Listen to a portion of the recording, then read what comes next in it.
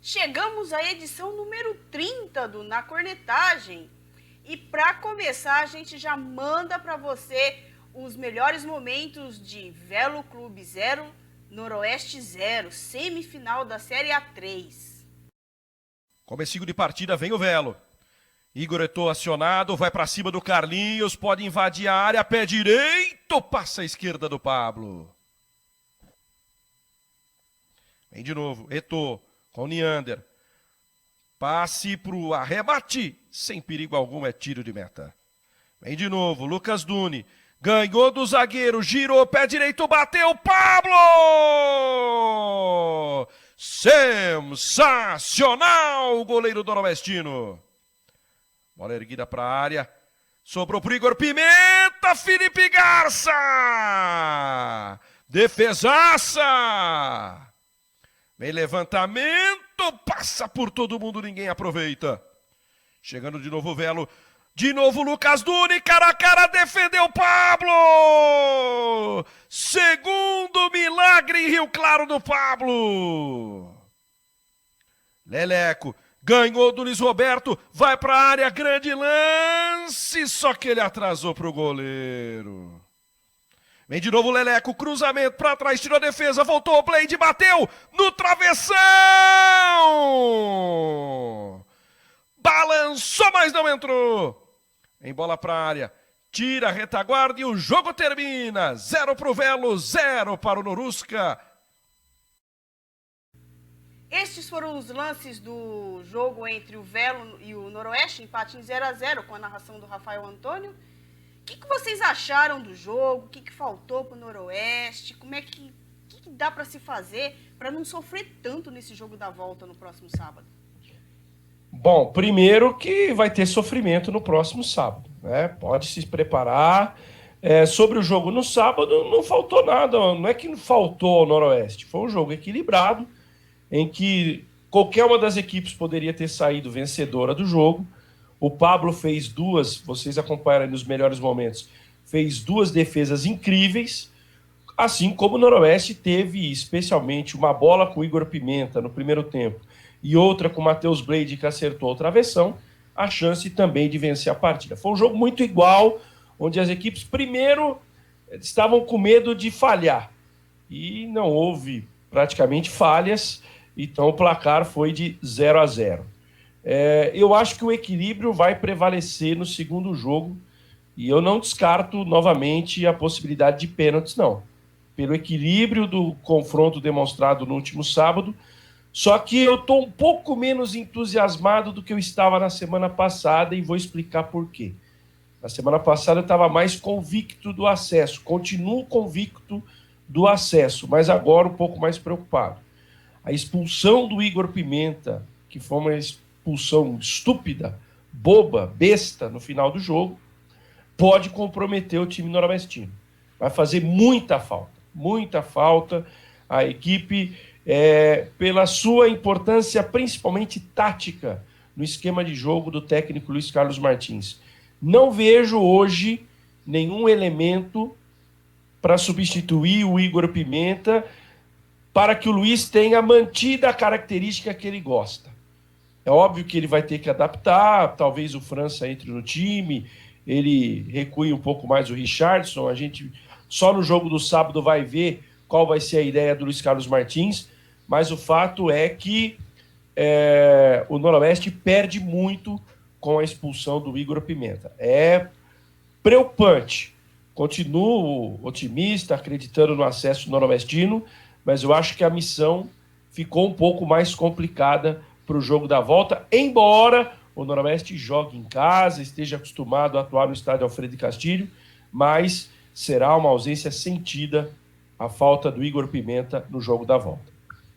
Olha, a tendência é, sim, se o França tiver condição física, né, que ele comece como titular aí, empurrando o Richarlison para o lado esquerdo, né, e o França falando direito. Como a gente já viu aí, o Luiz Carlos Martins dificilmente vai mudar a equipe de outra maneira, por exemplo, dar espaço para o Leleco desde o primeiro tempo, ou possivelmente Yamada. Serão as duas opções de segundo tempo, né?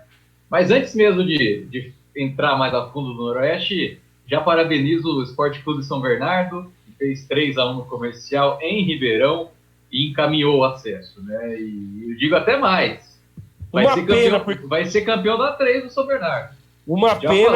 Da final. Uma pena, porque eu gostaria de ver a final Noroeste Comercial. E eu também.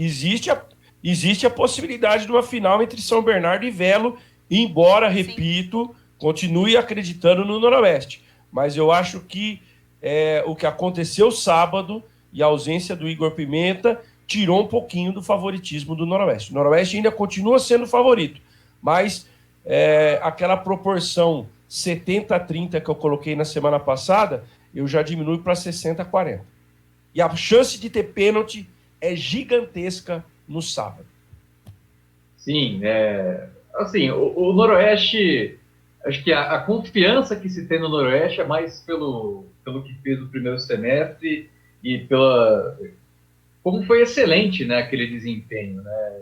E isso transbordou até a gente chegar aqui em novembro ainda com essa esperança, né, com a confiança do acesso. Porque, assim, depois, aí, nessa retomada, o time já está há algum tempo patinando, né? E, assim, ainda conseguiu manter um nível de organização defensiva, e isso está sendo positivo para a equipe, mas também tem contado bastante com a presença do Pablo, né, que está salvando aí em momentos importantes, e sofrido demais com a queda de nível do ataque. Está perdendo muitos gols do Noroeste, e a gente vê aí quantos empates saindo, né, quantos jogos sem marcar gols. O Noroeste ficou conhecido na primeira fase como uma equipe que praticamente não passava um jogo em branco. O único jogo que passou em branco foi justamente contra o Velo, né, no Alfredo de Castilho, no primeiro semestre. Então, o Noroeste tem essa queda mesmo depois dessa volta da pós-parada para a pandemia, que apesar de todo esse nível que não está sendo igual, a confiança demonstrada desde o primeiro semestre está sendo mantida, e é isso que alimenta ainda o torcedor principalmente, né? E o jogo contra o Velo foi bem morno, tá? Até teve 2 ou 3 chances para cada lado ali, mas em termos de ideia mesmo, né, de jogo, assim, eu achei pobre tanto do Velo quanto do Noroeste. As duas equipes buscando um jogo longo ali, né, com dificuldade quando tentava ter a posse da bola. Aí, nesse jogo longo também, entrava até a questão do vento, né, que a equipe que estava jogando contra ali tinha problemas no lançamento. O Noroeste, no segundo tempo mesmo, as bolas ali longas a partir dos zagueiros não estavam chegando no ataque porque o vento trazia de volta ali para o meio campo, né? E nisso tudo ainda teve, né, o Pablo fazendo 2 grandes defesas num duelo com o Lucas Duni, o Blade também, né, num raro lance dele dentro da área, carimbou travessão, mas foi pouca coisa, né, que a gente pôde ver assim, de perigo, né? Os 20 minutos iniciais até foram bons, principalmente ali pro Velo jogando pela esquerda, arriscando de fora da área, coisa que o Noroeste não fez praticamente durante todo o jogo, né? Um chute de longe ali, aproveitando algum espaço que teria, mas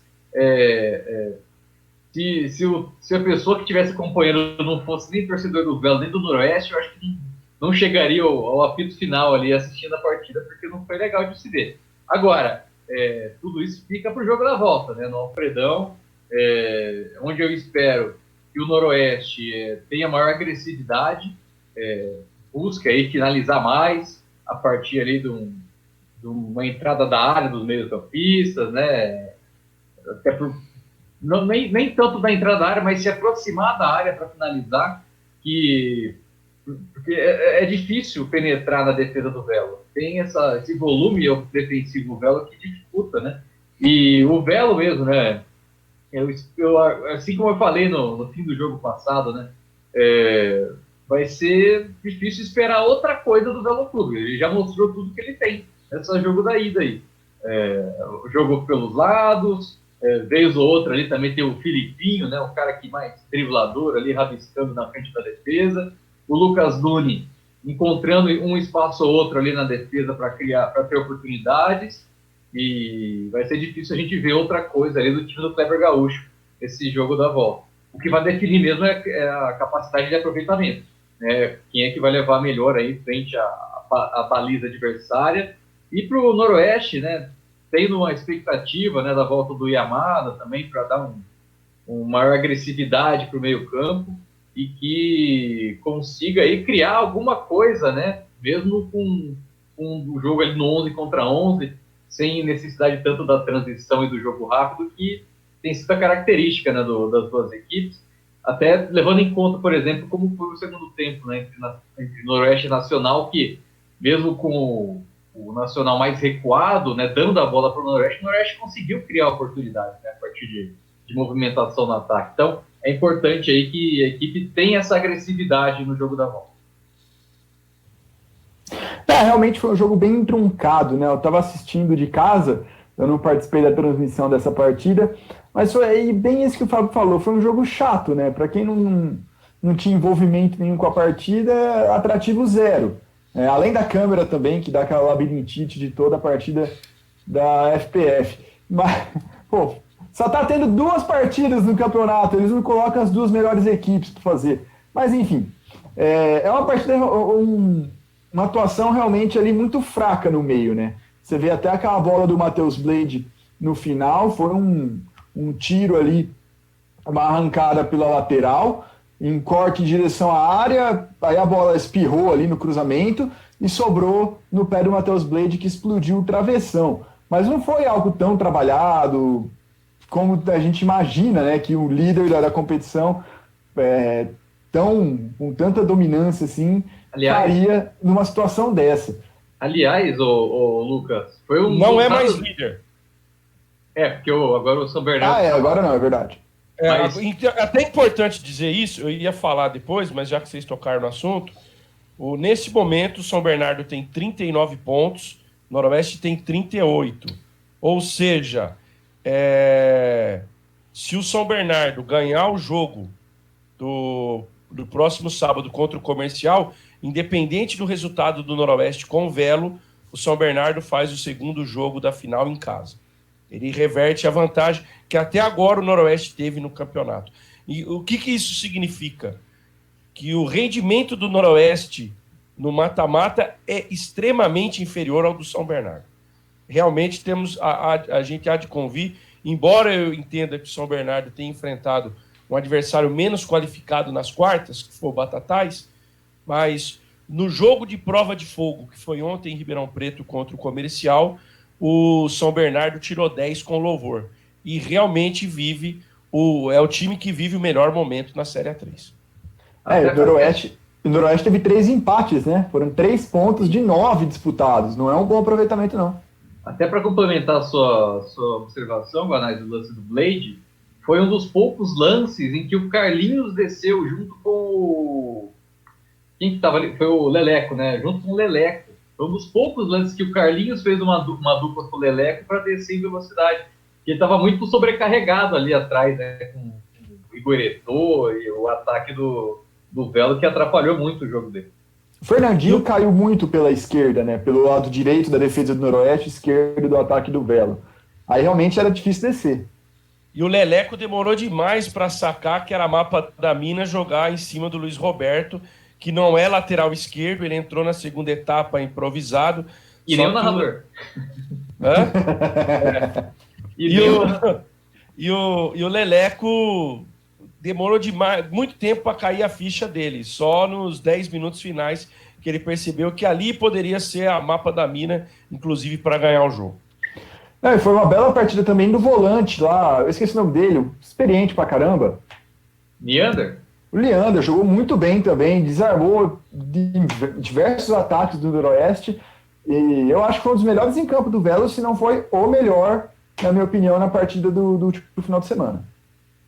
Então vamos ouvir então o Renan e o Carlinhos, depois do empate entre Velo e Noroeste. Nosso time fez uma excelente partida, consistente. A gente não sofreu muito lá na defesa. Eles tiveram, se não me engano, um lance no segundo tempo. Mas a gente soube anular bem a movimentação do time dele. A gente já sabia que ele é um time que troca muito de posição, movimenta bastante, principalmente no meio campo. Mas a gente conseguiu anular bem. E a gente teve chance, umas 3 chances no mínimo para fazer o gol. Infelizmente o gol não saiu. Mas é uma avaliação boa. O time reagiu bem, se manteve concentrado nos 90 minutos. E agora é descansar bem, que sábado tem a partida do ano pra gente lá em Bauru. A gente sabia que ia ser um jogo difícil, mas a gente tem total condição de chegar lá em Bauru, conseguir uma vitória e conquistar esse acesso. Ser sofrido mas a gente conta com o apoio da torcida, todos os torcedores torcendo pela gente. A gente está dando o nosso máximo a cada dia e pode ter certeza que não vai faltar motivação, não vai faltar vontade. A gente vai com tudo para conseguir esse acesso lá em Bauru. Essa equipe sabia que ia ser um jogo duro, a equipe deles bem postada, esperando o jogo, explorando bem os contra-ataques, mas nós não demos espaço para eles, suportamos bem a pressão, conseguimos impor nosso ritmo no primeiro tempo. E é óbvio que após o primeiro tempo eles iriam arrumar a casa, iriam tentar uma coisa diferente. Foi o que aconteceu. No segundo tempo foi um pouco mais difícil para nós, porque jogamos contra o vento. Isso dificultou um pouco, mas nossa equipe suportou bem a pressão, conseguimos explorar bastante contra-ataques, faltou a gente matar o jogo, mas isso é coisa de decisão. Com certeza sabíamos que quem errasse menos ia sair com a vitória, nem nós nem eles erraram e foi um 0-0 justo. O Pimenta vai fazer uma falta enorme com certeza, mas nós temos jogadores à altura para suprir a ausência dele. Ouvimos os personagens da partida. O Carlinhos falou que o Noroeste tem peças para repor o Igor Pimenta. Vocês concordam com ele? Não. Não acho que o Noroeste, neste momento, não tem. A esperança do Noroeste para sábado é que o Yamada esteja bem e no talento individual dele ele possa resolver. Até imaginava, alguns jogos atrás, que o Richarlison poderia fazer esse papel de tentar desequilibrar o jogo favoravelmente, não está conseguindo. Voltando um pouquinho, o Leleco foi bem contra o Nacional, já não foi tão bem contra o Velo. Então, não sei. Talvez o Yamada seja a esperança aí do torcedor noroestino para que num talento individual a gente possa superar o Velo, porque coletivamente eu acho que é um jogo muito nivelado. Ô, Rafa, o Richarlison ele não tem condições de jogar mais uma partida em alto nível por 90 minutos, né? A gente viu isso já na primeira fase inteira, contra o Nacional ele saiu também, contra o Velo o desempenho dele na segunda etapa foi muito abaixo. Seria o caso, não sei o que você acha, o Fábio também, de colocar o Richarlison no segundo tempo? Se o Igor Pimenta não tivesse sido expulso, eu concordo com você. Agora, se você levar em consideração que o Yamada também não tem condição para 90 minutos, o que eu faria e o que eu acho que o Luiz Carlos Martins vai fazer? Ele vai escalar o Richarlison no primeiro tempo e vai apostar no Yamada no segundo. É o que eu faria e o que eu acho que o Luiz Carlos Martins vai fazer. É um problema, porque, se, por exemplo, a gente parar para observar, né, lá desde, retornando lá em fevereiro, março, o discurso do Luiz Carlos Martins era que precisava de um meia esquerda junto ali, né, para dar mais opções para ele, ali, além do Igor Pimenta. E acontece que esse nome seria o Richarlison agora, né, com essa alternativa. Mas com a lesão do Yamada, por exemplo, ele teve que ser utilizado em outras posições e agora também, com a expulsão do Igor Pimenta, é a única alternativa ali de um meia esquerda de fato, né? Tem o Denilton, mas o Denilton é um cara mais que joga pelos lados, né?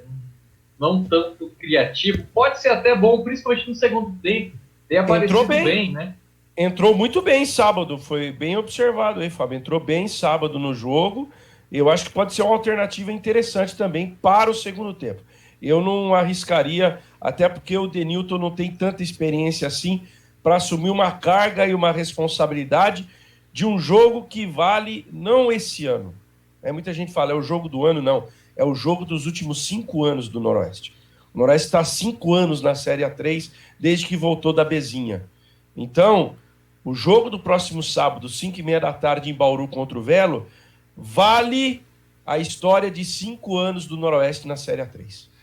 E o futuro ainda, né? Com essa possibilidade aí de jogar a Série A2 em 2021, seria um passo muito grande, positivamente, né? Muito grande para o projeto dessa retomada aí do Noroeste, já que a palavra da vez é retomada, né? Então, essa retomada do Noroeste, visando aí as divisões mais acima, seria fundamental, até para dar também um pouco de carga aí, financeiramente falando, né, para a equipe, pensando aí nesses próximos anos. Então, acho que é mais do que 5 anos, né? 5 anos do passado e próximos anos também pro futuro. O Noroeste, na minha opinião, ainda carece do homem-gol. A saída do Fabrício fez, sim, muita falta e eu ainda não vejo alguém para substituir esse homem-gol. Vocês concordam? Também não adianta a gente ficar chorando aqui toda semana. Não vai ter homem-gol. É com o que tem. Vamos. Eu até no sábado teria tirado no intervalo o Pedro ao invés do Fidel.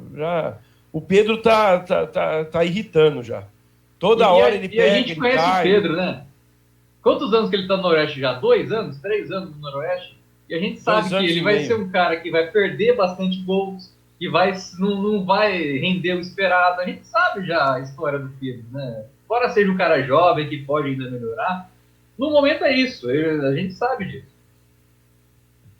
E até falando com relação a essa questão de oportunidades, né? O Noroeste está tendo um problema, que eu estou vendo nessas últimas partidas, contra o Nacional, principalmente no jogo da volta e agora contra o Velo, a questão da bola parada. Os cruzamentos estão em baixo nível, está diminuindo a qualidade dos cruzamentos. O Richarlison, eu não lembro quem é que cruzava antes do Richarlison, não, porque o Richarlison ele entrou, conseguiu, né? Tá tendo mais espaço agora depois da retomada.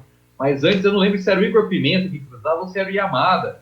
E os cruzamentos estão vindo piores, na minha opinião. Não estão vindo na altura ali dos zagueiros. Não só de bola parada. Estão vindo no primeiro pau, bola rasteira. E o Noroeste não está se utilizando bem dos seus zagueiros, que são os grandes nomes aí do ataque do Noroeste, esses jogadores de bola parada.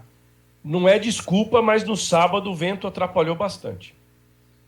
Mas aqui em Bauru não tinha vento assim. O Sim, não, exatamente. No primeiro pau, entendeu? Que a dificuldade ficou acentuada no sábado por conta do vento lá em Rio Claro. Aliás, outra observação, lá ainda no jogo contra o Nacional, o Richardson estava tentando fazer gol olímpico, né? Fazendo cruzamentos mais próximos ao gol. E isso perde, né, a capacidade ali do Noroeste dos jogadores de jogo aéreo, né? Não dá para inventar muito ali. É preparar o posicionamento com o Guilherme Teixeira, com o Jean-Pierre, que são os grandes nomes ali para o cruzamento. Não dá para ficar inventando, fazer cruzamento bola rasteira, cruzamento baixo. Tem que jogar os caras que vão fazer mesmo, né? E o Noroeste tem tanto, né, jogo aéreo, bola parada, então tem que fazer mais valer isso, até por conta dessa dificuldade de fazer gols. Tá? Tem que explorar melhor isso. E bola rasteira, assim, não é chorando mais uma vez a falta do homem-gol, mas sem esse centroavante forte, não tem esse cara para se posicionar bem, pegar um rebote numa bola espirrada, num chute rasteiro, aquela que vai pipocando em todo mundo. Não tem. Então é uma jogada perdida praticamente. Não dá para fazer isso. É algo que nessa altura do campeonato o Luiz Carlos Martins já tinha que ter pego os jogadores falando, isso não. A gente só está desperdiçando lance, desperdiçando ataque com isso. Realmente não dá para fazer. Seco. Noroeste consegue o acesso, sim ou não? Sim. Sim. Sim. Senti um muro aí. Senti que vocês ficaram meio em cima do muro. Não foi um sim com tanta certeza. Assim. Eu ia dar um migué que meu microfone estava travado, não estava abrindo. Né? Tempo normal ou nos pênaltis? Aí é demais. Nos pênaltis. Cris, aí você forçou a amizade. Eu quero ver se vocês... Se for para pênaltis vai ser complicado, hein? Felipe Garça pegou 2 pênaltis nessa retomada já, contra Batatais e contra... foi no último jogo, né? Contra Capivariano e Batatais. Já pegou 2 pênaltis, já vai ser um duelo de gigantes, né? Pablo e Felipe Garça. Mas eu não quero ver, não. Aí vem meu lado torcedor. Pablo! Lá do torcedor e narrador. Eu tô querendo saber se vocês são bons de palpite, de feeling. Você fica botando nós na fogueira e a sua opinião? Olha, eu vou ser sincera, eu estou temerosa, eu tenho medo, eu tô com medo de que o Noroeste não consiga essa classificação no tempo normal. Talvez não chegue. A pergunta não foi essa. Sobe ou não sobe? Sobe ou não sobe? Eu tô com medo, não. Espero estar errada. Não, tá bom, Cris. Você quer que a gente dê nosso palpite? 1-0, gol do Lelé com assistência do Yamada. Pronto. Já mandei tudo aqui. Aos 38 do segundo tempo. É isso aí. 1-1 no tempo normal, 3-2 pro Noroeste nos pênaltis. Eu acho que não vai para pênaltis não, hein? Eu acho que esse jogo vai ser definido nos 90 minutos para um lado ou para outro, mas eu espero que seja pro Noroeste. Vamos ao próximo assunto? Vamos falar de vôlei agora? Vamos, né? Já que a gente vai começar a falar de modalidade que não é definida num tempo certo, né? Então, né? O vôlei também tem essa história de Golden Set aí. Puxa vida. Então, vamos lá. O SESI Vôlei Bauru participou do troféu Super Vôlei, né? Na quinta-feira. Infelizmente, perdeu o jogo para o Osasco, foi eliminado. E isso acabou acarretando a queda, né, do comando, pelo menos do comando técnico do Anderson Rodrigues. A assessoria, no sábado de manhã, a assessoria divulgou um comunicado em que o Anderson não fazia mais parte da equipe como treinador, mas que assumiria uma outra função dentro da equipe. E horas depois anunciou o Rubinho. Me fugiu o sobrenome dele, é Roberley, alguém lembra? Vai, Rubinho! Vai ficar Rubinho, então eu me fugiu agora o sobrenome do... Oberley Leonardo. Isso. Melhor Rubinho. Como o jogo já faz um tempo, né? Pra gente ficar analisando o que foi, o que não foi naquela partida, eu acho que já não cabe mais. Vamos falar então dessa troca no comando técnico da equipe, como que vocês veem essa troca, como que foi isso aí? Porque eu acho que pegou todo mundo de surpresa, eu fui pega de surpresa, eu não esperava essa decisão da diretoria do SESI Vôlei Bauru. Bom, eu sei que muita gente não vai concordar com o que eu digo, mas eu acho que foi uma tremenda sacanagem com o Anderson Rodrigues. E para falar isso, eu vou ter que voltar nos 2 últimos jogos contra o Osasco que ocasionaram. Infelizmente, a análise feita pelo SESI e pelo Vôlei Bauru, falo as duas diretorias porque as decisões são tomadas em conjunto, foram baseadas nos 2 últimos jogos contra o Osasco. Ou eu quero acreditar que seja isso, né? Porque se você mantém um técnico de uma temporada para outra, né? O mínimo que você tem que fazer é dar tempo para ele trabalhar. Agora, essa decisão foi tomada muito baseada em opinião de torcedor, talvez em opinião de alguns dirigentes, que já não estavam contentes com o Anderson desde a temporada passada. Ora, se ele já não era unanimidade no final da última temporada, que se tivesse trocado ou se tivesse trazido o Rubinho, que não ficaria no time adulto do SESI masculino, já no final da temporada passada, quando começou a pandemia, aí, quando se falou que não ia ter mais Superliga, vamos fazer a reestruturação de elenco, então faz a troca naquele período. Agora, trocar o treinador depois de 2 jogos contra o Osasco, que eu quero discutir aqui, que Bauru não foi tão mal assim, o técnico não foi tão culpado assim, é uma tremenda sacanagem com o cara, na minha visão. Respeito quem pensa o contrário. Por que eu acho que foi uma tremenda sacanagem com o treinador? Se a gente voltar na final do Paulista, esse mesmo treinador estava perdendo um jogo de 2-0 no terceiro set por 10-2, a sua equipe conseguiu virar a partida para 3-2 e ganhar o jogo. Ah, mas perdeu o título no Golden Set. Aí é uma outra história.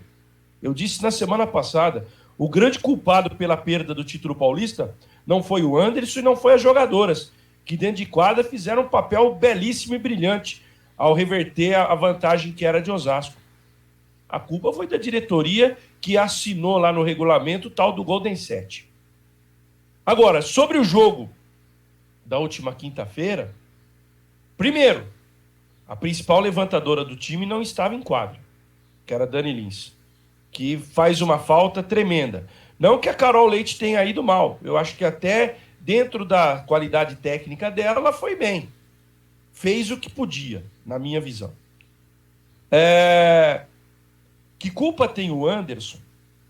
Eu vou falar uma coisa aqui, ninguém fala, não sei se é porque tem medo de falar, mas qual é a culpa do Anderson se a Polina Raimova é uma jogadora que desde a temporada passada joga 3 sets por partida? Porque se a gente levantar um histórico e relembrar um pouco a temporada passada e os jogos decisivos contra o Osasco esse ano, o voleibol da Polina caiu sensivelmente a partir do quarto set.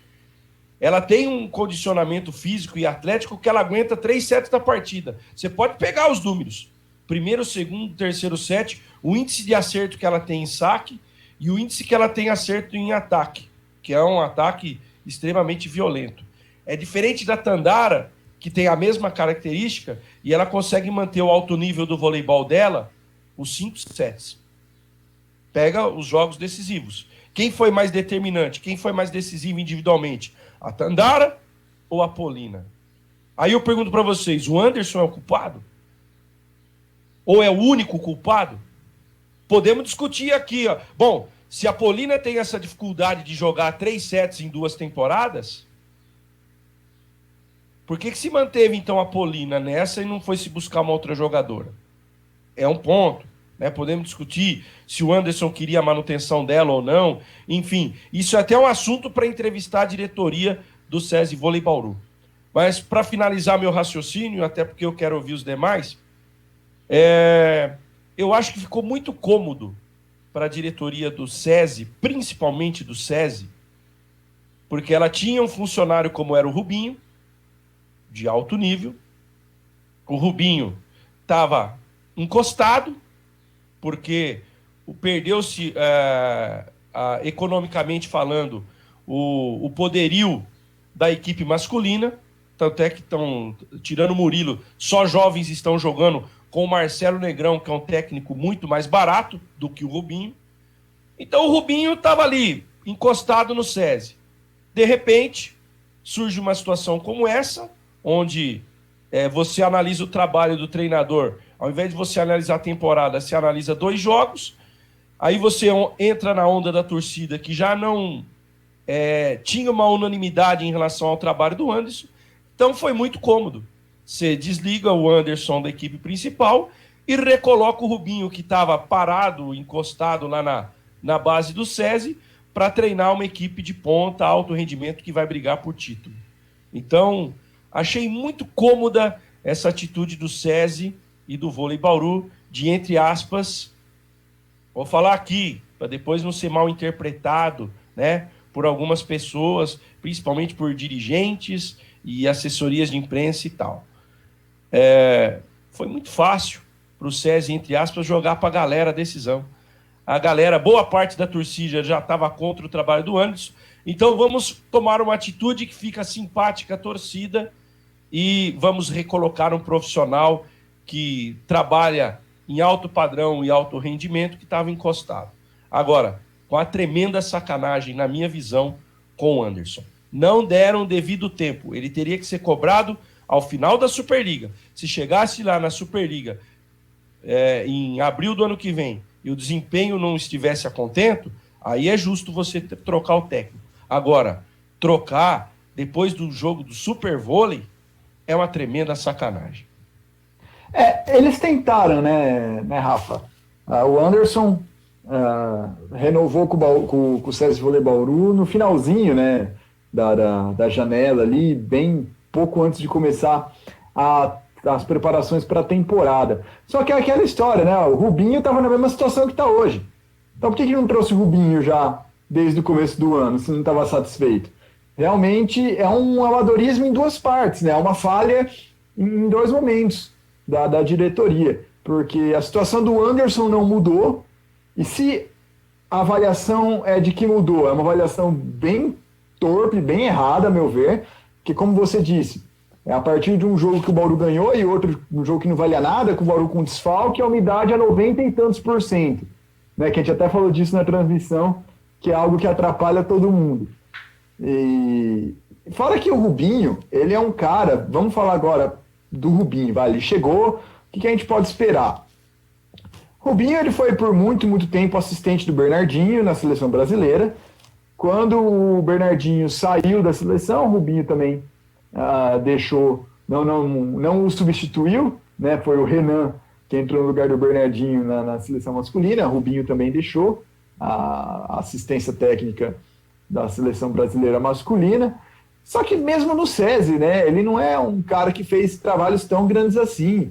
O SESI, durante um curto período, ele fez frente até ao Taubaté, mas ao Cruzeiro. Mas não ganhou nenhum título do Taubaté, Lucas. Não ganhou nenhum título do Taubaté também. Se tá trazendo o cara porque o cara é vencedor, ele não é vencedor. O que ele ganhou no SESI?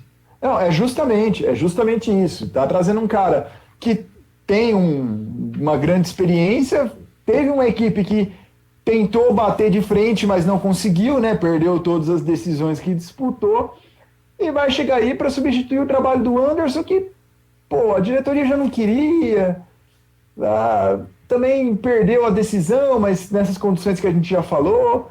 Então, eu não acho que o Rubinho vai ter vida longa, né? Considerando o perfil da diretoria, o perfil do Rubinho e o perfil do elenco, eu não acho que vai ter uma vida muito longa aqui em Bauru, não. Nada, Fábio, eu prometo que eu dou a palavra a você, mas só para não perder o fio da meada. Eu não tenho nada contra o Rubinho. Tomara que ele venha, faça um bom trabalho, seja vencedor em Bauru. Mas, se a ideia da diretoria foi ter mandado embora o Anderson por resultados, aí eu pergunto, quais foram os resultados? Não estou falando trabalho, veja bem, entenda o que eu quero colocar. Quais foram os resultados do Rubinho no SESI? Bom, vou me alongar um pouco aqui sobre esse assunto. Primeiro, com relação, né, à derrota para o Osasco, foi mais um jogo em que o SESI Vôlei Bauru ele entrou mal, né, na partida. Se você pega, por exemplo, as parciais dos 3 confrontos aí seguidos contra o Osasco, a gente vê que no primeiro jogo da final, foi lá em Osasco, né, foi 25-15 o primeiro set. Jogo terrível do Bauru com relação à defesa, à recepção, passe quebrado.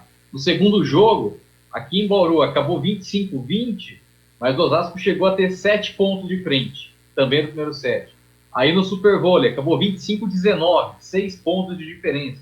Um time com tantas boas jogadoras como o Bauru, ele não pode ter um primeiro set tão ruim como vem tendo, e é difícil, por exemplo, você vai jogar, né, jogos desse nível, já começa 1-0 para o adversário praticamente, né, com esse início ruim da equipe.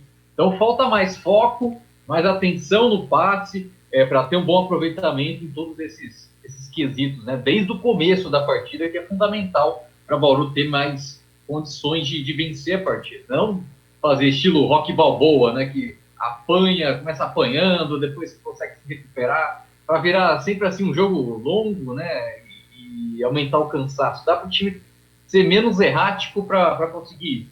Agora, sobre a queda do Anderson.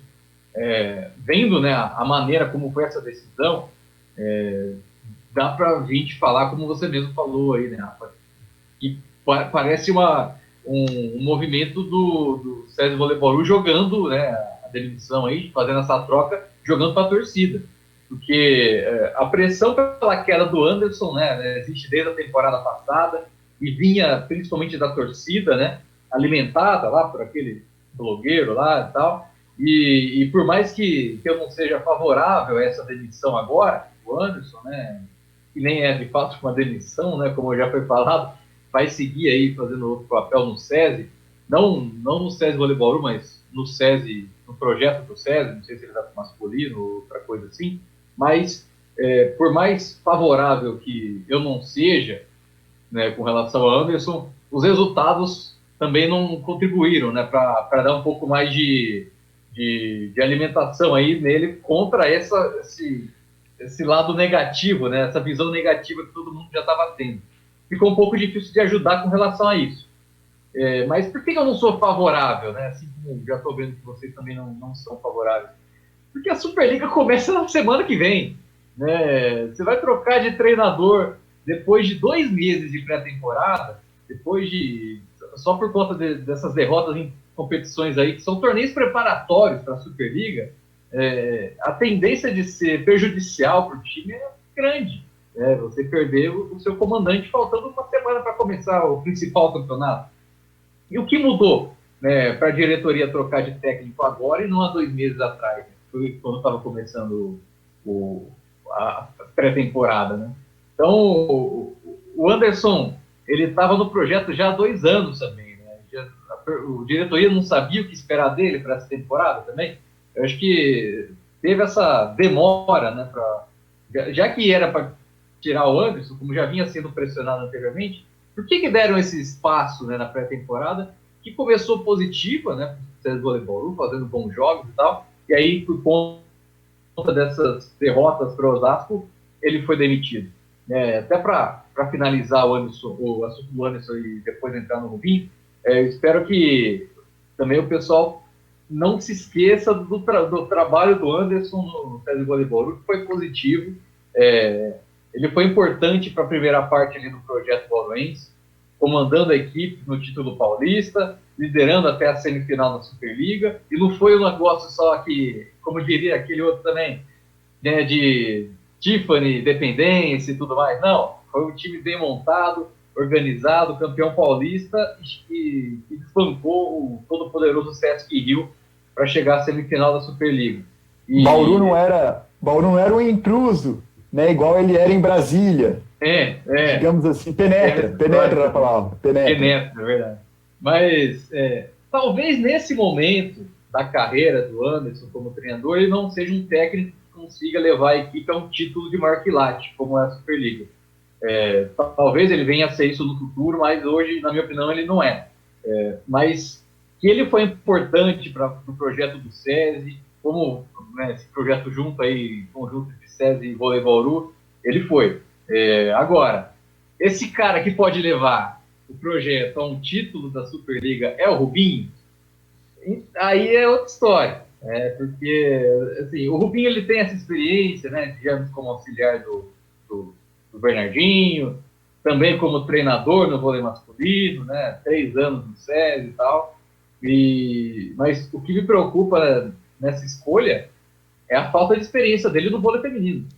Ele eu fui até atrás, né, de uma matéria de 2013, né, que tinha uma especulação que o Rubinho ia fechar com o time do vôlei feminino do SESI naquela época, e ele falou o seguinte, abre aspas para ele: nunca tive experiência com o vôlei feminino. A priori, o masculino é melhor pela própria experiência que tem. Se fosse para trabalhar uma equipe feminina, teria de fazer uma adaptação, apesar de não achar que seria mais difícil. Era de investir mais na preparação, ou seja, né, em 2013 ele estava falando, né, que ele não conhecia tanto o voleibol feminino e que precisaria de uma adaptação, que eu acho também muito fácil, né? Concordo com ele que é necessário isso. Na própria entrevista que vocês fizeram com o Max, o Max falou das diferenças, né, do masculino com o feminino, e de 2013 para cá o Rubinho ele seguiu, né, sem trabalhar com vôlei feminino. Então ele vai precisar dessa adaptação, né, que ele mesmo falou no passado, e isso com 1 semana para começar a Superliga. Então é um ponto muito interessante de ser tocado e de ser acompanhado, como é que vai ser essa adaptação aí do Rubinho, desde que ele parou aí no vôlei masculino, desde que ele deixou o SESI de São Paulo no meio do ano. Ele já começou essa adaptação para o vôlei feminino ou vai ser um negócio que vai começar agora?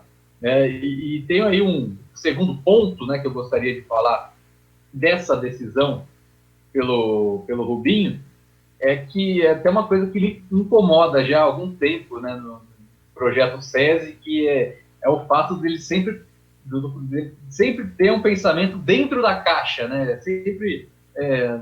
São muitas escolhas da equipe, né, comissão técnica e tudo mais, voltadas a pessoas já com alguma história ou passagem dentro do SESI, seja a SESI de São Paulo ou já como o Voleibol.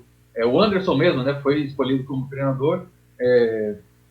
No discurso lá falava que ele já conhecia o SESI, né, já estava no projeto e tudo mais, com passagens anteriores.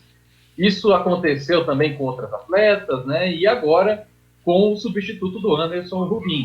Eu acho que falta, né, pensar um pouco em opções fora da caixa SESI ali, né? Porque, como o próprio Rafael já falou, né, com respeito a todos que fazem o projeto SESI, o vôlei do SESI não tem tantas conquistas recentes assim, a nível nacional e internacional, fora do estado de São Paulo, né, para se falar que é um projeto aí de sucesso que tenha nomes que contribuam bastante para o projeto, né?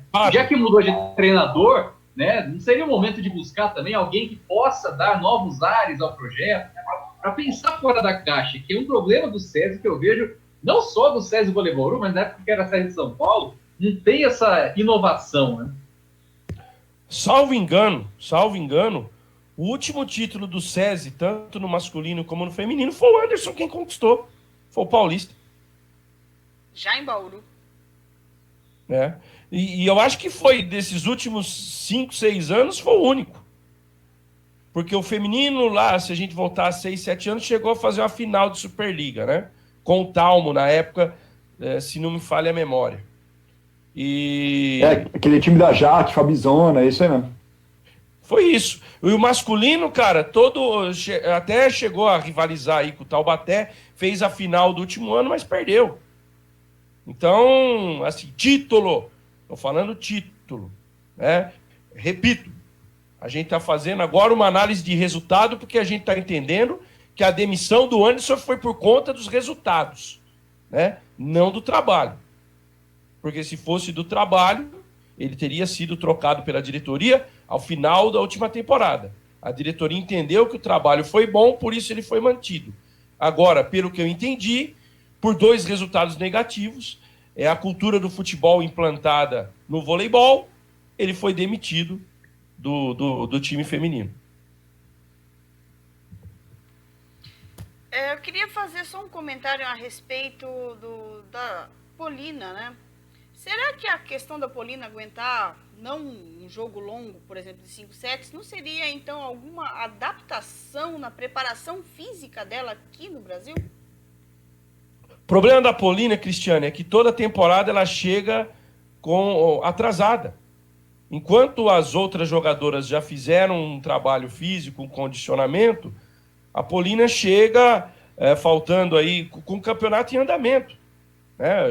Ou aconteceu a primeira rodada, ou ela chega aí faltando 5 dias. Pode ver que nos primeiros jogos do Paulista, tanto desse ano como do ano passado, a Polina não jogou.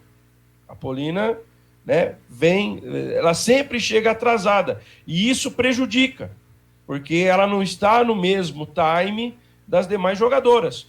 Só que onde está a incoerência? Né?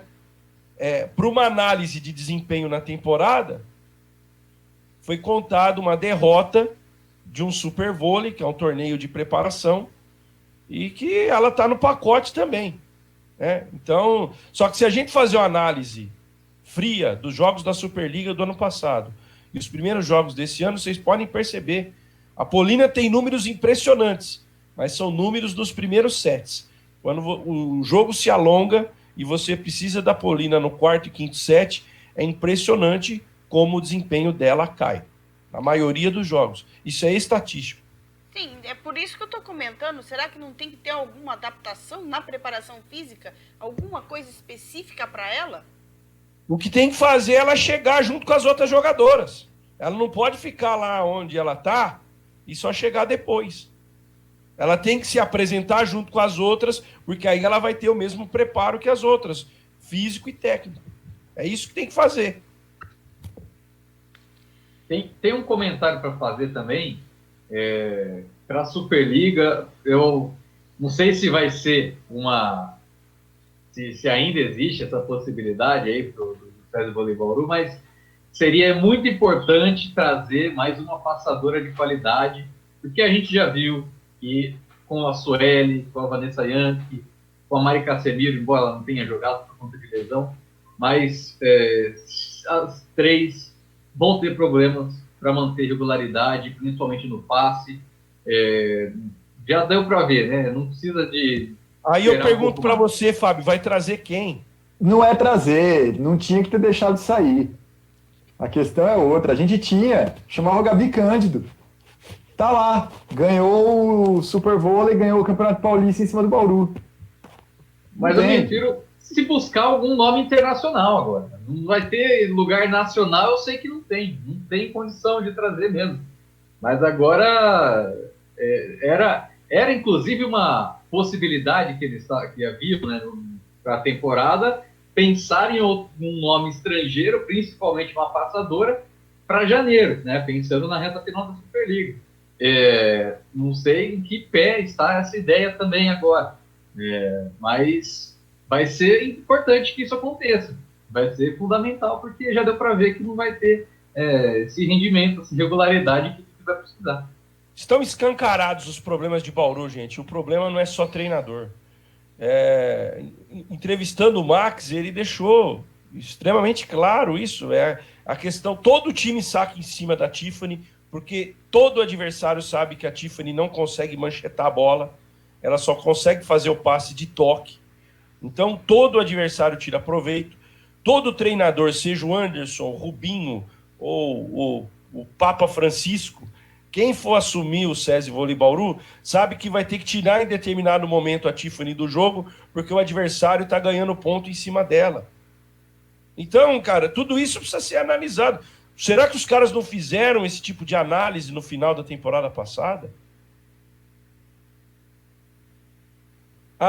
Os problemas do SESI Vôlei Bauru estão escancarados não nas 2 últimas semanas, que ocasionaram da demissão do treinador. Vem de lá de trás. Então, por isso que eu digo,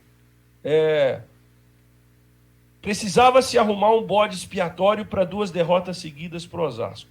E assim como acontece no futebol, roer o lado para o treinador. É mais fácil desligar o treinador do que desligar 2, 3, 4 jogadoras. Foi isso que aconteceu. E aí, somando-se a isso, trouxe um profissional que estava sem espaço, estava sem mercado no vôlei masculino, então vamos fazer uma experiência aí no vôlei feminino. Pode dar muito certo, como também pode ser um grande fiasco. É isso aí, encerramos o assunto vôlei, vamos ao basquete agora, o Bauru Basquete, que vem de 3 vitórias nesse fim de semana. Na sexta venceu o Osasco, no sábado venceu o Pinheiros e ontem, né, domingo, dia 1º de setembro, a gente está gravando no dia 1º de setembro, não, 1º de novembro, e a gente está gravando hoje, dia 2 de novembro, venceu o Franca.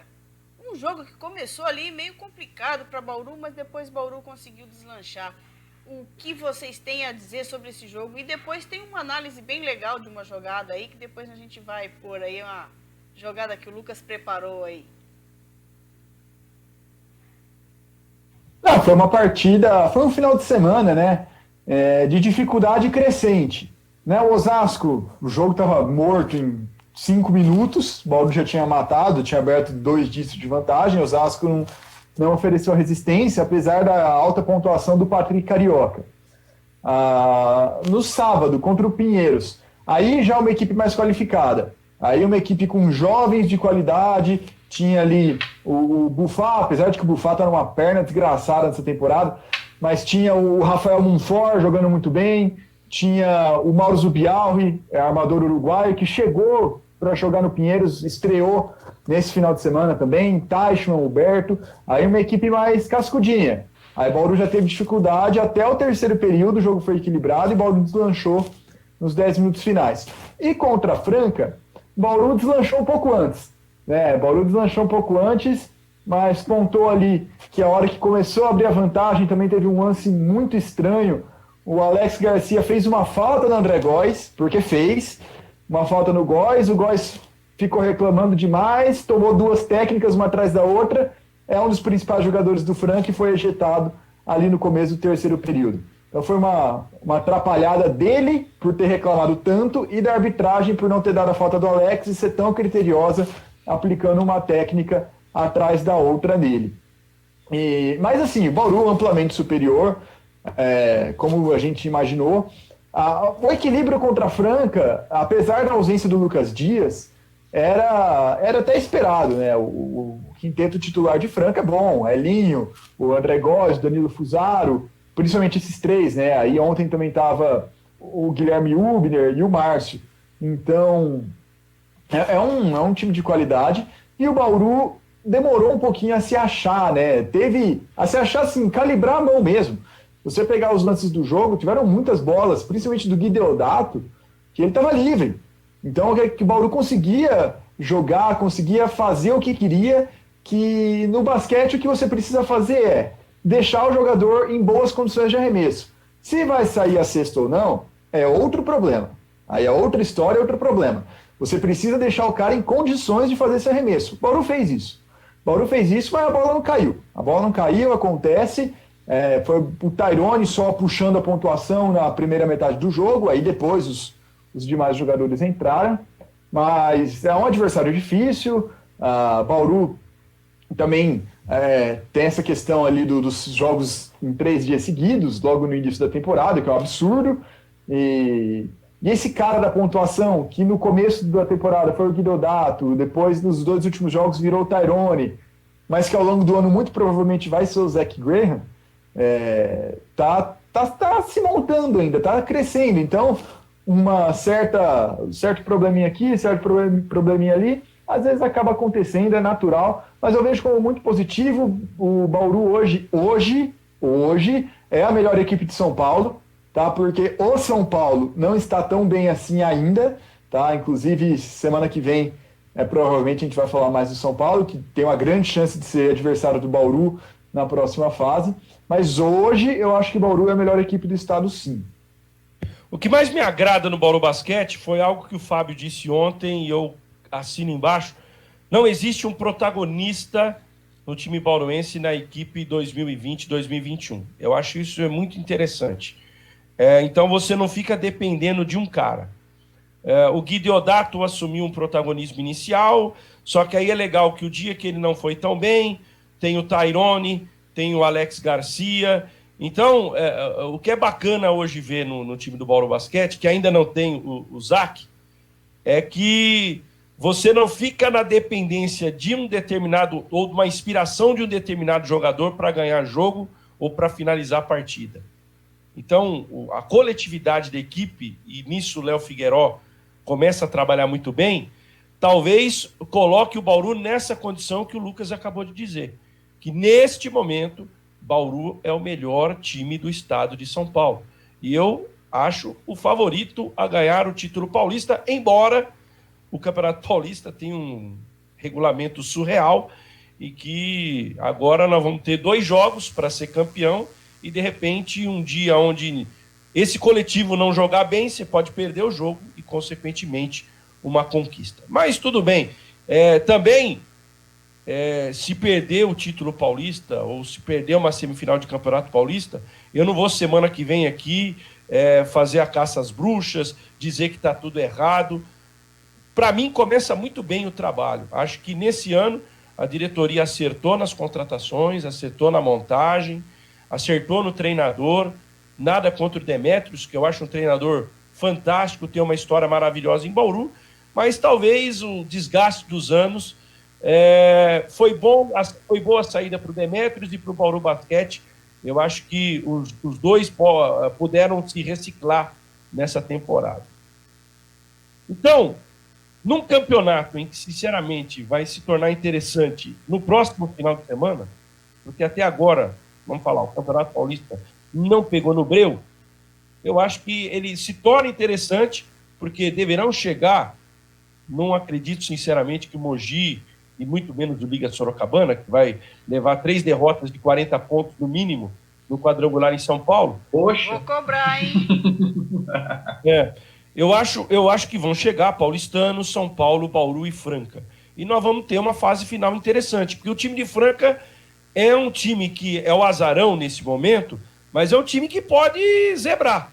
É um time que pode, num jogo único, encaixar uma boa partida e, de repente, até surpreender, não ter exclusão do André Góes, É um time que, completinho ali, com o Lucas Dias jogando, dá trabalho.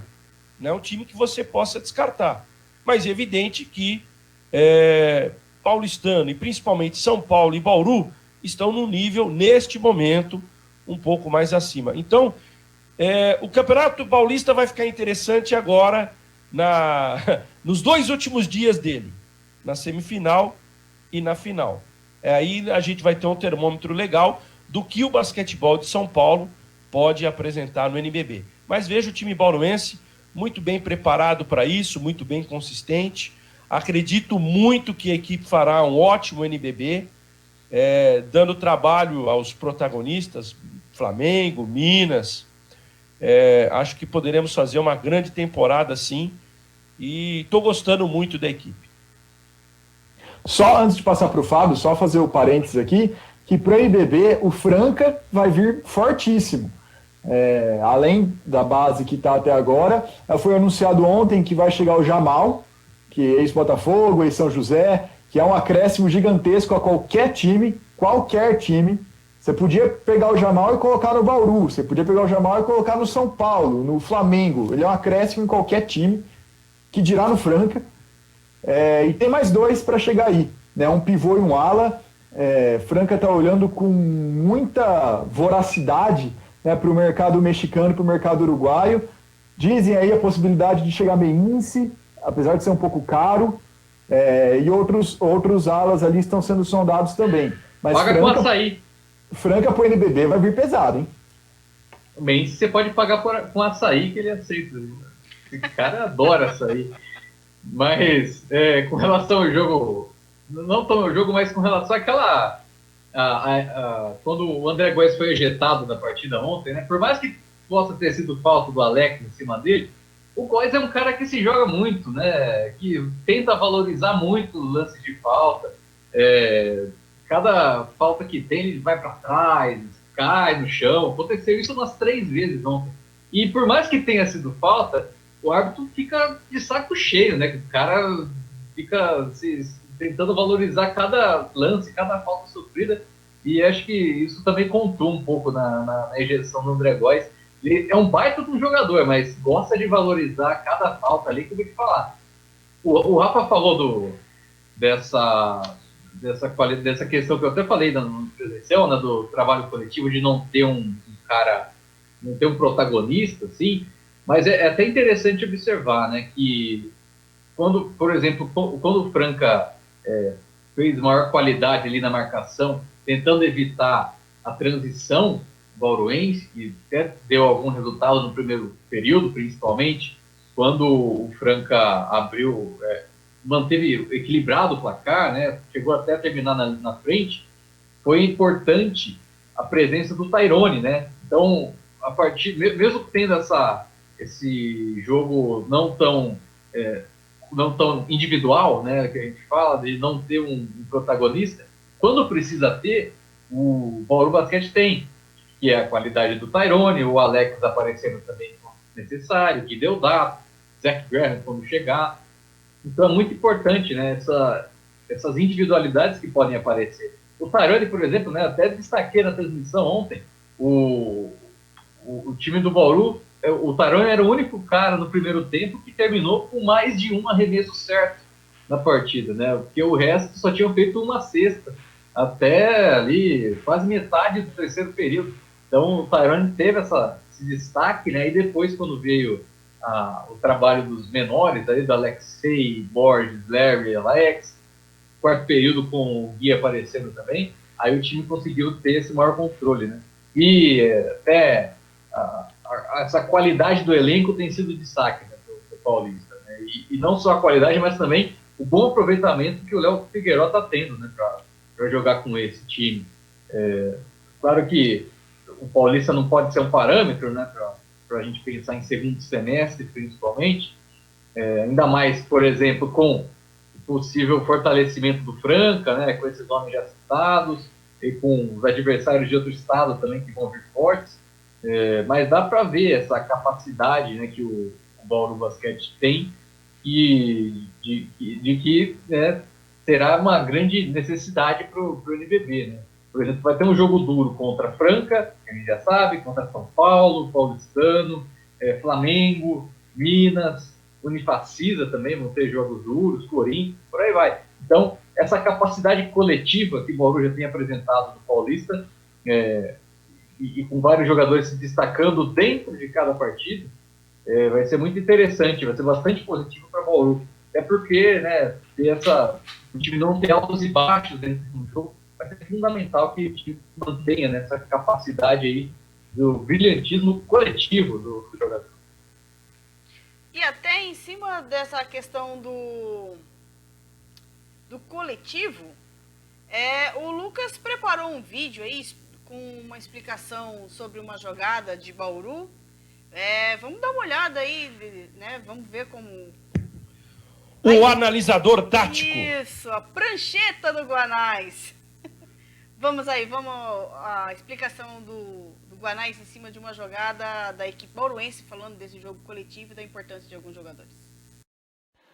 Salve, galera! Vamos analisar esse lance aqui do Zopoli Cotil Bauru Basquete contra o SESI Franca no último domingo pelo Campeonato Paulista. A jogada começa com o Tyrone aqui em cima, mas as atenções vêm para Alexei, que está aqui embaixo, é o camisa 8 bauruense. O lance vai seguir, o Ler vai receber, e a gente tem a seguinte situação. Os encaixes pré-definidos do Franca. André Góes no Larry, Elinho no Alexei, Guilherme Hubner no Tyrone, e esse é muito importante para o desenvolvimento da jogada, Fusaro e no Alex. O Tyrone vai receber a bola bem longe do perímetro. E aqui já aconteceu o seguinte. O Tyrone está muito longe do perímetro. Só que com isso, ele arrastou o Guilherme Hubner. O Guilherme Hubner não é um bom marcador nesse ponto da quadra, ele é um bom marcador aqui. Só que o espaço aqui está livre. Então, só essa movimentação do Tyrone já gerou um buraco gigantesco na defesa do Franca. Mas a jogada segue, foi para o Alex, e aqui aconteceu o seguinte. Vou até voltar um pouquinho. A jogada foi para o Alex, e no que a jogada vai para o Alex, o André Góes, que estava no Larry, ele faz uma movimentação para o centro do garrafão. Fez. Quando isso acontece, o Alexei vai até o André Góes, faz a parede, e com isso o Larry Taylor está sozinho no perímetro. O Alex percebe e vai fazer o passe para o alienígena. Vejam. Passe feito. Nesse momento, o que aconteceu? O Elinho, que estava marcando o Alexei, fez a troca e vai cobrir o Larry Taylor.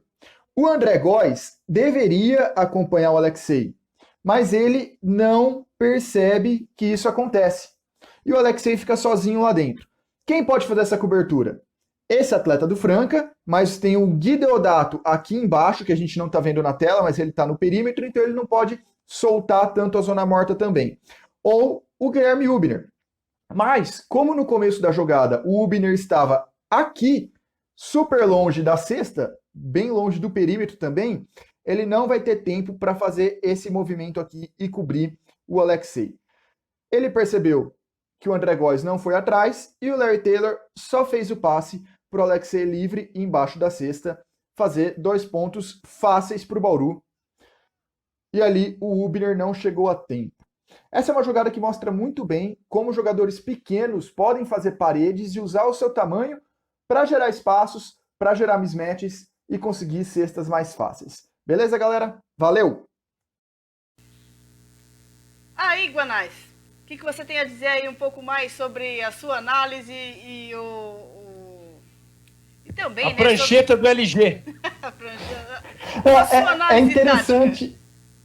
É interessante o seguinte, né? Na NBA a gente já vê isso há muito tempo, dos atletas mais baixos fazerem as paredes, né? Com a diferença que lá na NBA, ultimamente, os atletas maiores estão até carregando a bola. Você pega nomes como Kevin Durant, Antetokounmpo, são até eles que fazem o pick and roll ao contrário, assim, mas é outro papo. Aqui, o que a gente pode dizer é o seguinte, essa situação do Alexei ajudar a fazer parede, o mesmo serve também para o Alexei Patrício, para o Larry Taylor, é uma situação esporádica. Em momentos específicos, O Alexei fez isso ontem 5 vezes contra a Franca. 3 deram certo e 2 não necessariamente da mesma maneira, né? Não teve tanto sucesso assim. As 5, coincidentemente, com o Guilherme Hubner. Né?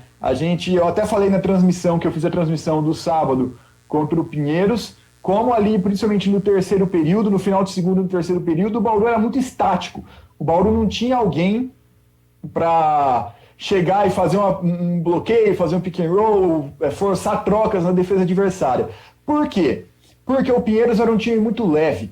Era um time ali com o Teichmann, com o cara mais forte, né? Aí depois tinha o Rafael Monfort e os alas, os jovens alas do Pinheiros. Então, ali, numa situação daquela, o Alexei não sobressai fazendo isso. Porque na agilidade a outra equipe consegue também se virar. Contra um cara mais pesadão, aí sobressai. Aí o Alexei consegue fazer isso e não dá tempo, igual vocês acabaram de ver, de chegar à cobertura do Hubner. Não dá tempo, igual eu coloquei até no meu Twitter os outros lances do Alexei, numa bola que ele fica no 1 contra 1 contra o Hubner, aí com um pivôzão mais forte, e eu tô falando bastante do Hubner porque era o cara do Franca, mas o mesmo serve para, por exemplo, quando o Bauru for enfrentar o Corinthians, com o Lucas Cauê, o Paulistano com o Mike, o Gerson não, o Lucas Mariano no São Paulo, que mais? Só falar mais um aí para fechar. O JP Batista no Minas. Sabe, contra esses caras, é uma jogada que pontualmente pode dar muito certo. É mais uma arma e é algo que a gente via pouco por aqui. Né? Você pode ter certeza que tem dedo do Léo Figueiró. Coincidentemente, vários desses lances ocorreram depois de pedidos de tempo.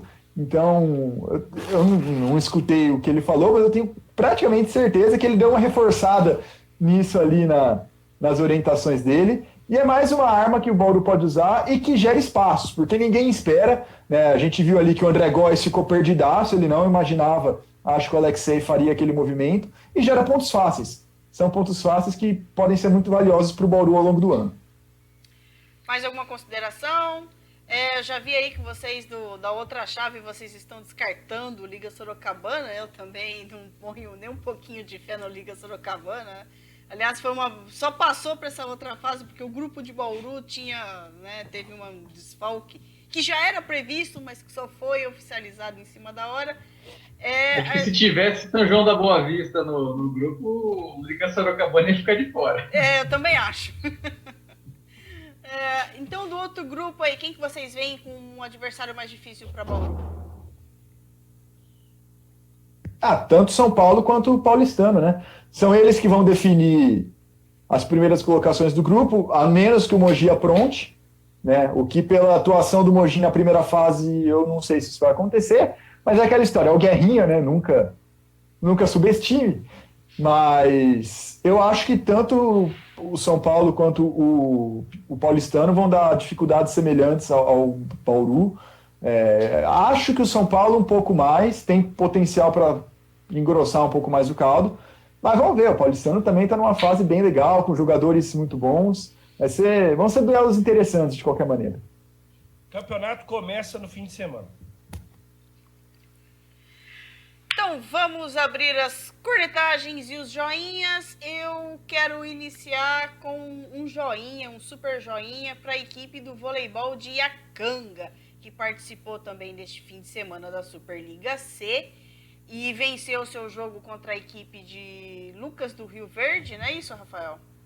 Isso. E perdeu para a equipe de Santos, né, que é uma equipe forte também, que já tem alguns jogadores um pouco mais experientes. Rodrigão, campeão olímpico, só isso. Então. E depois, isso numa aba do grupo, né? Porque o grupo 2 que aconteceu lá em Araçatuba, que tinha o Vôlei Futuro, a equipe do Uberlândia, a equipe de... Frutal. Uma chave era Araçatuba, Frutal e Uberlândia. A outra era Lucas do Rio Verde, Iacanga e o Praia Grande e Santos. Praia Grande e Santos. Então, o vôlei de Iacanga ganhou o primeiro jogo da equipe de Lucas do Rio Verde, depois perdeu para Santos e fez uma semifinal, né, do grupo contra o Vôlei Futuro. E apesar de ter perdido por 3-0, vendeu caro essa derrota. Não foi fácil assim pro Vôlei Futuro, não. o primeiro set, a equipe de Iacanga estava perdendo aí por 22-15 e depois teve um grande crescimento na partida, chegou a encostar no placar fazendo 20-22 e acabou perdendo o primeiro set por 25-22. Então é uma equipe que eu acho que tem muito pela frente, pecou em alguns quesitos, eu estava observando essa partida, pecou em alguns quesitos, algumas coisas ainda que o pessoal jovem, né? Porque é uma equipe muito jovem, não tem muitos atletas experientes, né? Às vezes no rodízio, né? Perdi o ponto, dava um ponto de graça para o adversário por erro do rodízio. Mas eu vi com bons olhos, eu acho que é uma equipe que tem muito a crescer, que se confirmando a continuidade do projeto, né? Como é um projeto ligado à prefeitura e esse ano tem eleições municipais, eu espero que a equipe lá continue tendo o apoio da prefeitura, continue aí o seu planejamento, né? Que a gente fez uma entrevista muito legal com o Max, ele falou bastante do planejamento. Eu espero que continue. Eu estou otimista que esse projeto aí no futuro, caminhando da maneira, né, um passo depois do outro, sem dar um passo maior que a perna, eu acho que é uma equipe que tem muito a dar alegria aí na região ainda. Então, meu joinha vai para eles. Seria o meu joinha também. Meu troféu é um cornetagem. Eu não vou falar mais do que eu falei ontem lá, porque eu tinha que falar do... eu ia dar uma cornetagem também sobre aquele assunto, mas deixa pra lá. Eu já falei tudo ontem. Quem quiser saber um pouco mais, é só pegar o vídeo do jogo. Eu acho que, sabe, as pessoas precisam ter um pouco mais de noção das coisas, né? Não é porque é dirigente ou patrocinador, ele não deixa de ser um torcedor. E nesse momento, o torcedor não tem que estar em ginásio. É o que eu penso, é a minha visão e não vou mudar a minha opinião. Se vale para tem que valer para todo mundo. Se a regra vale para alguns e não vale para outros, eu acho que está errado. E a gente já falou na cornetagem que eu acho que essa questão de público precisa ser revista, porque sim, a aglomeração está acontecendo do mesmo jeito, não dentro do ginásio do estádio, mas fora dele, né? Então, no jogo do comercial também teve aglomeração da torcida do lado de fora do estádio, então eu também sou a favor de se libera a entrada do público, limita, né? Bom, tem a capacidade X, 10, 20% da capacidade do estádio, deixa o pessoal espaçado. Eu acho que é uma solução mais viável, né? Mais justa. É melhor você espalhar no estádio do que aglomerar fora dele, é o que eu penso. Agora, eu queria dar um troféu joinha para o Fernando Diniz, porque é impressionante como os resultadistas são. Sim. O cara estava sendo massacrado até ontem. Hoje já virou gênio, né? Então, assim, o torcedor ter esse tipo de posição é normal, porque o torcedor é passional e ele vai de acordo com a vitória ou com a derrota do time dele. Agora, é engraçado ver muito cronista que estava detonando até ontem o Fernando Diniz, chegou hoje segunda-feira já dizer que o cara é gênio, né? Por uma vitória de 4-1 sobre o Flamengo. Então, acho que as pessoas, né? Como a gente fez uma análise aqui até um pouco mais aprofundada em relação ao Anderson Rodrigues, né? E o trabalho dele à frente do SESI Vôlei Bauru, eu acho que as pessoas também precisam começar a analisar o trabalho do Fernando Diniz.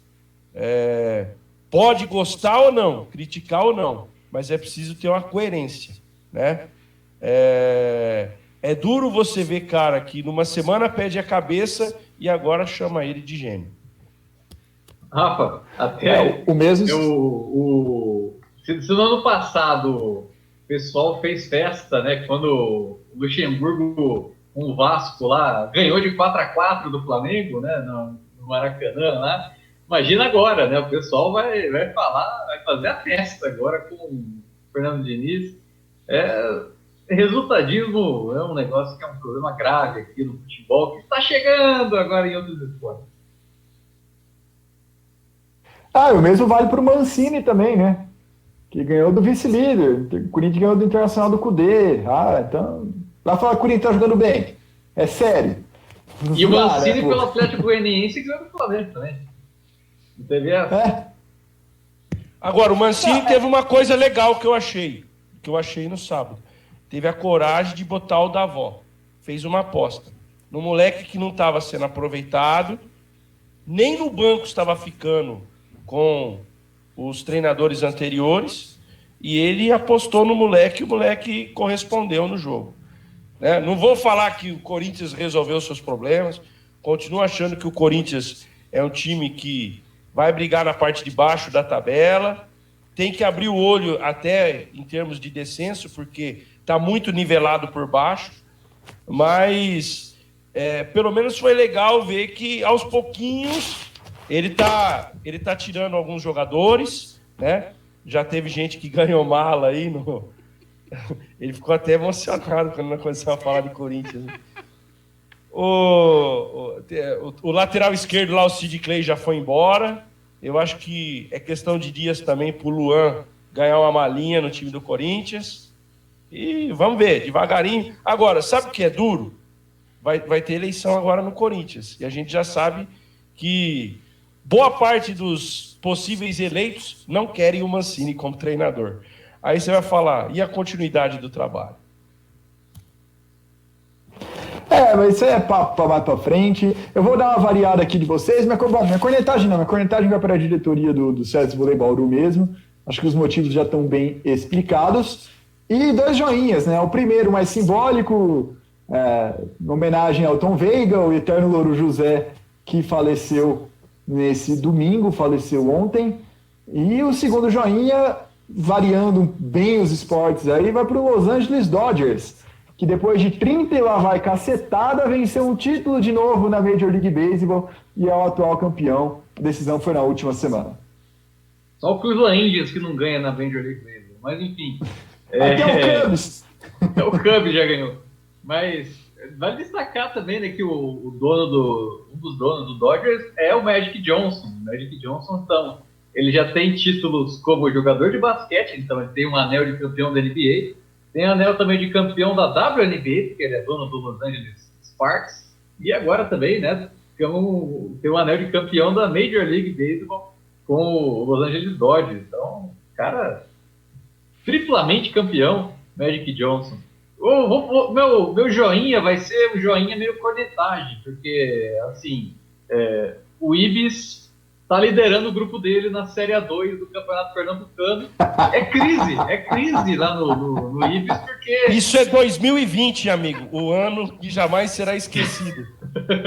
Em 2020 está acontecendo coisas surreais, inclusive do Ibis liderar o Campeonato Pernambucano da Série A2. Inclusive, o Ibis, a comunicação do Ibis é sensacional, né? É uma das melhores comunicações do futebol ali no Twitter, nas redes sociais. E eles conseguiram, e além de criticarem os jogadores quando vencem, né, que é fantástico, eles agora inverteram a tabela, né, do campeonato, colocando o Ibis ali de ponta cabeça, né? O Ibis está em último, né? Eles querem manter essa áurea do Ibis. E é tão legal, né, ver um time que como já se colocou culturalmente como o pior time do mundo, né, querendo manter essa ideia de pior time do mundo.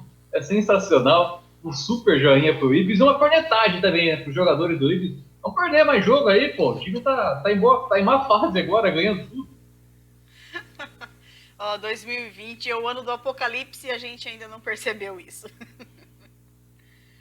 Bom, pessoal, já que vocês falaram do Louro José, vamos fazer a referência também a Sean Connery, né? Olha, o eterno 007. Que também nos deixou nesse final de semana. E que também ele quase foi jogador do Manchester United, né? Antes de virar o James Bond, por exemplo, ele era jogador de futebol, ele quase jogou no Manchester United. E foi com classe até a hora da morte, né? Aos 90 anos, dormindo nas Bahamas. Nas Bahamas! Cara ferrado, né? Pelo amor de Deus. Sir Sean Connery. Bom, esse foi a edição número 30 do Na Cornetagem, um pouco mais extensa do que todas as outras que a gente fez, mas eu quero ficar aqui, eu quero pedir para vocês se inscreverem no nosso canal. O pessoal aí anda prestigiando bastante o trabalho da gente.